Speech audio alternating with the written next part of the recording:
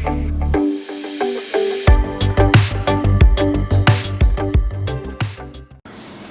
students, my name is Kanchan and I welcome you in today's vocabulary class. So students, आज मैं again आपके लिए लेके आई हूँ 5 words जिनको मैं सिखाऊंगी आपको अपनी ट्रिक के साथ। आई होप आप इन वर्ड्स को लर्न करेंगे और अपने माइंड में लंबे समय तक रिटेन करेंगे। इसके लिए आपके लिए ज़रूरी है कि आप रेगुलर इन वर्ड्स को प्रैक्टिस करते रहिए। चलिए विदाउट वेस्टिंग टाइम चलते हैं हमारे आज के सेशन की तरफ। सो स्टूडेंट्स, आज के सेशन का फर्स्ट वर्ड है पेन्यूरी। पेन्यूरी का मीनिंग होता है the state of being poor and extreme poverty. Yes, यानी कि इसे हिंदी में हम कहते हैं दरिद्रता, गरीबी, उसके लिए हम यूज कर सकते हैं वर्ड पेन्यूरी। ओके, सिनोनिम देख लेते हैं। इम्पॉवरिशमेंट, इंडिजेंस एंड डिप्राइवेशन, ये वर्ड्स हैं आपके दरिद्रता को स्पष्ट करते हुए या पेन्यूरी को स्पष्ट करते हुए। ठीक है, अब एम्पावरमेंट, इंडिजेंस और डिप्राइवेशन का मतलब क्या होता है? जब आपके पास कुछ ना हो, आप गरीब हो या फिर किसी चीज की कमी हो, इस चीज के लिए हम इन वर्ड का यूज कर सकते हैं। ओके, एंटोनिम देखते हैं। जब हर चीज अवेलेबल हो, फ्लरिश हो, तो उसके लिए एंटोनिम देख लेते हैं। Wealth, affluence and opulence. ठीक है, ऑप्युलेंस का मीनिंग होता है भव्यता।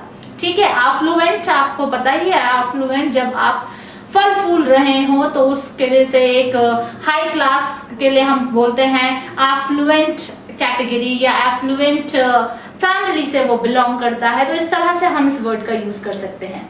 ओके, वेल्थ आप सभी जानते हैं। सेंटेंस की बात करते हैं, किस तरह से इस वर्ड का यूज किया जाता है। My uncle wasted all his money and died in penury, यानी कि मेरे अंकल ने सारा पैसा वेस्ट कर दिया और अल्टीमेटली वो जब मरे तो वो एक दरिद्रता वाली कंडीशन में मरे। ठीक है, तो ट्रिक देख लेते हैं इसको लर्न करने की। इस वर्ड को आप एसोसिएट कर सकते हैं पेनी से। देखिए वर्ड में ही आपको क्लियर हो रहा है पेन्यूरी, पेनी। ओके, अब जब आपके पास सिंगल पेनी ना हो, बोलते ना मेरे पास एक सिंगल पेनी नहीं है, मेरे पास सिंगल पेनी नहीं बची, तो यानी कि आपके पास पैसे नहीं बचे, मीन्स आप गरीब हो गए। ठीक है, तो आप बोल सकते हैं पेनी, we don't have single penny in penury। ठीक है, we don't have single penny in penury। तो इस तरह से आप इस वर्ड को लर्न कर सकते हैं। सो स्टूडेंट्स, हमारा नेक्स्ट वर्ड है रैक्टिट्यूड। रैक्टिट्यूड जिसका मीनिंग होता है मोरली करेक्ट बिहेवियर और थिंकिंग, यानी कि इंसाफ, निष्कपटता। जब हम कहते हैं समथिंग वेरी ट्रू, जिसको पता होता है ये सही है, ये गलत है, तो इस सिचुएशन में हम कहते हैं रैक्टिट्यूड। ओके, तो चलिए बात करते हैं इसके सिनोनिम की। गुडनेस, वर्च्यू, अपराइटनेस, ये इसके क्या हो गए? सिनोनिम हो गए।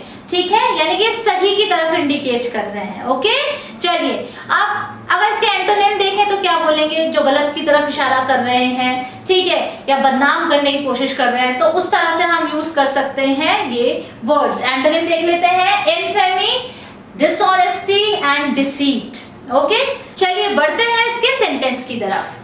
While Jane's brother was often rude, Jane was always a model of rectitude, treating everyone with kindness। ठीक है, यहाँ पर जेन और जेन के ब्रदर का कंपैरिजन हो रहा है। जेन का ब्रदर जहाँ रूड है, वहीं जेन ऐसा पर्सन है जो हमेशा एक रेक्टिट्यूड की मिसाल है अपने आप में। ठीक है, मिसाल के लिए एक वर्ड बताया था मैंने आपको पिछली वीडियो में, बताइए अब कौन सा वर्ड है?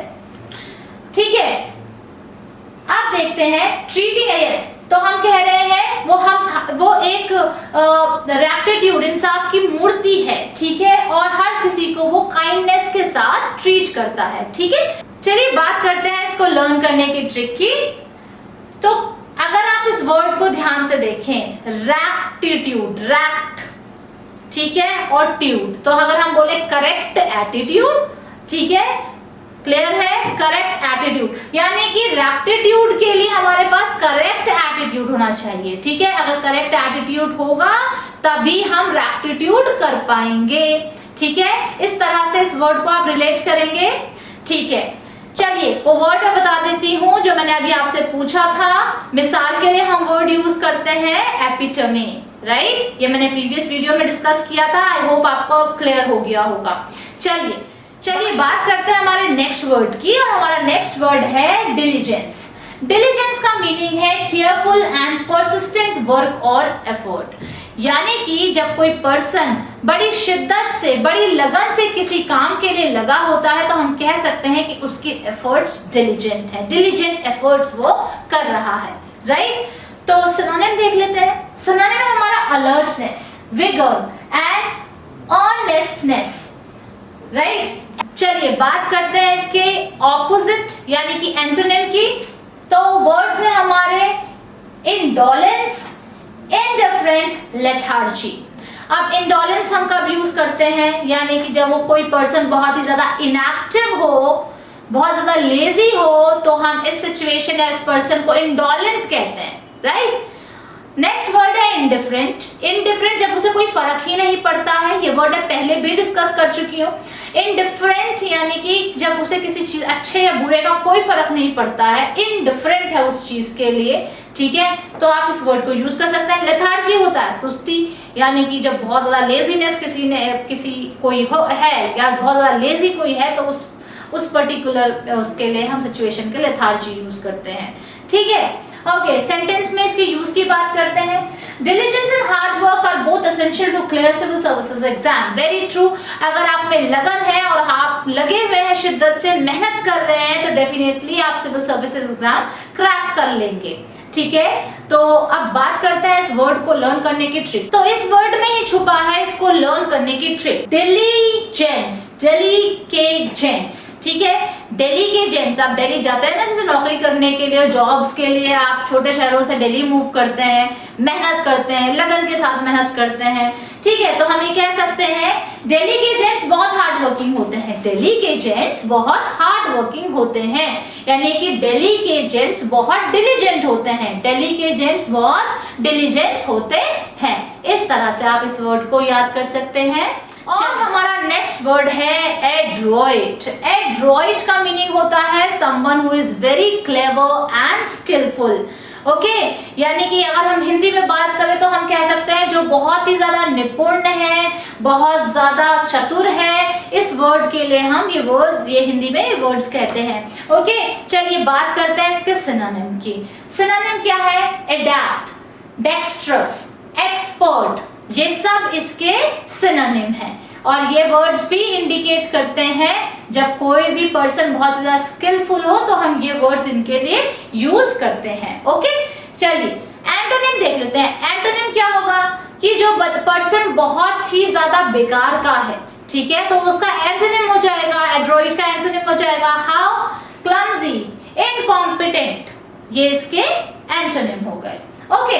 सेंटेंस में इसके यूज की बात कर लेते हैं। Sam is adroit at mental calculations. He is able to solve complicated maths problem effortlessly. यानी कि सैम एक पर्सन है जो बहुत ही ज्यादा निपुण है, बहुत ज्यादा एड्रॉइट है कैलकुलेशन में, इसलिए वो डिफिकल्ट से डिफिकल्ट मैथ्स प्रॉब्लम को इजीली सॉल्व कर लेता है।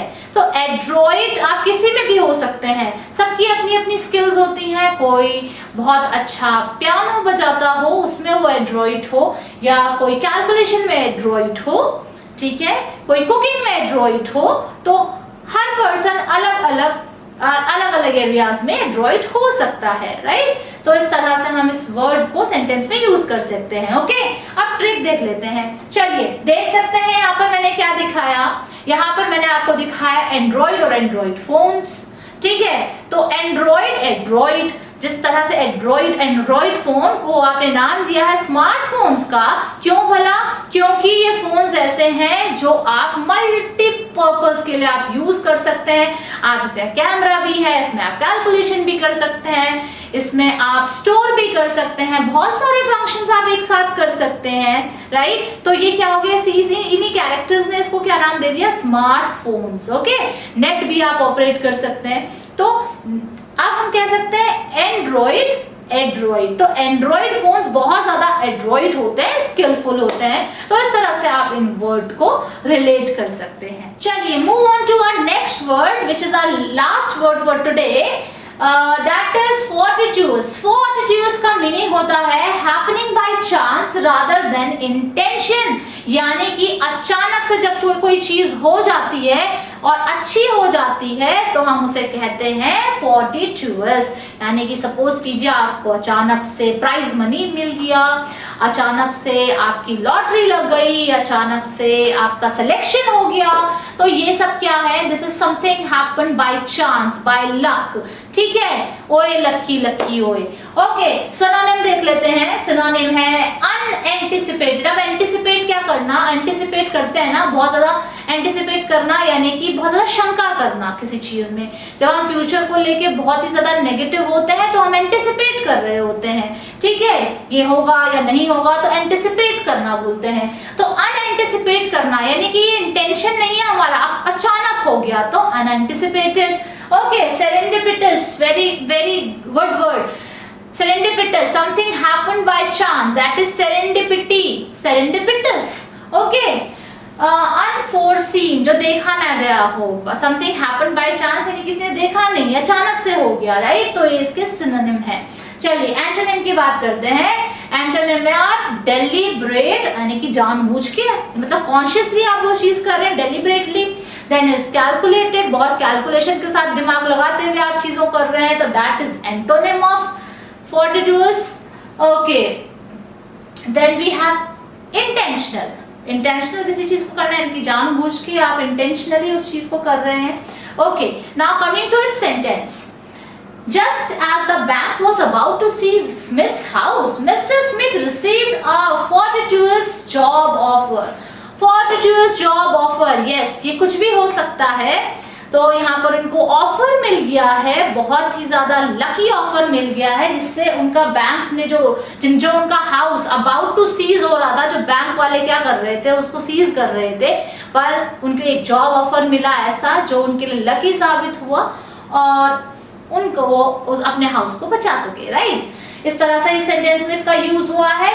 चलिए ट्रिक देख लेते हैं। fortuitous को आप देख सकते हैं, आप रिलेट कर सकते हैं फॉर्च्यून से। फॉर्च्यून क्या होता है? लक होता है, और जब लक साथ देता है तो डेफिनेटली fortuitous ऑफर्स आपको मिलने लग जाते हैं। यानी कि ओए लक्की लक्की ओए, ओए fortuitous ओए। ठीक है, फॉर्चून अच्छा होने से fortuitous ऑफर मिलते हैं, यानी कि लक अच्छा होने से fortuitous ऑफर्स मिलते हैं। इस तरह से आप इस वर्ड को लर्न कर सकते हैं। आई होप स्टूडेंट्स ये वर्ड्स आपको समझ आए होंगे और आप इनको यूज करेंगे, आपके कॉम्पिटिटिव एग्जाम में आए तो डेफिनेटली आप इन्हें सही अटेम्प्ट करेंगे और मेरी ट्रिक के साथ इनको लर्न करेंगे।